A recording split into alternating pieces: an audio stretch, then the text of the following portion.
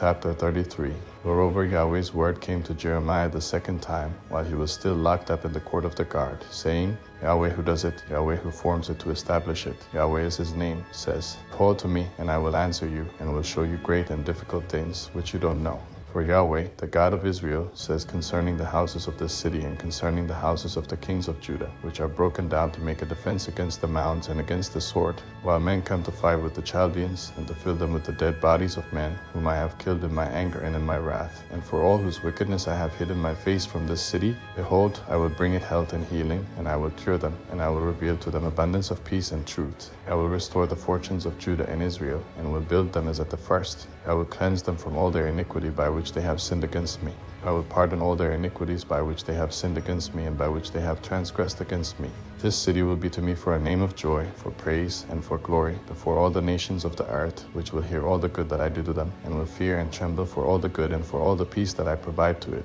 Yahweh says, Yet again there will be heard in this place, about which you say, It is waste, without man and without animal, even in the cities of Judah and in the streets of Jerusalem that are desolate, without man and without inhabitant and without animal. The voice of joy and the voice of gladness, the voice of the bridegroom and the voice of the bride, the voice of those who say, Give thanks to Yahweh of armies, for Yahweh is good, for his loving kindness endures forever, who bring thanksgiving into Yahweh's house. For I will cause the captivity of the land to be reversed as at the first, says Yahweh.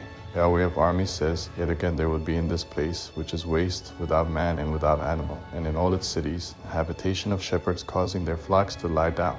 In the cities of the hill country, in the cities of the lowland, in the cities of the south, in the land of Benjamin, in the places around Jerusalem, and in the cities of Judah, the flocks will again pass under the hands of him who counts them, says Yahweh. Behold, the days come, says Yahweh, that I will perform that good word which I have spoken concerning the house of Israel and concerning the house of Judah. In those days and at that time I will cause a branch of righteousness to grow up to David.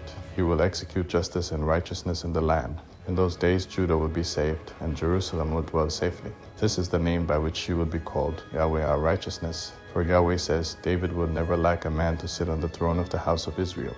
The Levitical priests won't lack a man before me to offer burnt offerings, to burn meal offerings, and to do sacrifice continually. Yahweh's word came to Jeremiah, saying, Yahweh says, If you can break my covenant of the day and my covenant of the night, so that there will not be day and night in their time, then my covenant could also be broken with David my servant, that he won't have a son to reign on his throne, and with the Levitical priests, my ministers. As the army of the sky can't be counted, and the sand of the sea can't be measured, so I will multiply the offspring of David my servant, and the Levites who minister to me. Yahweh's word came to Jeremiah, saying, Don't consider what this people has spoken, saying, Has Yahweh cast off the two families which he chose? Thus they despise my people, that they should be no more a nation before them.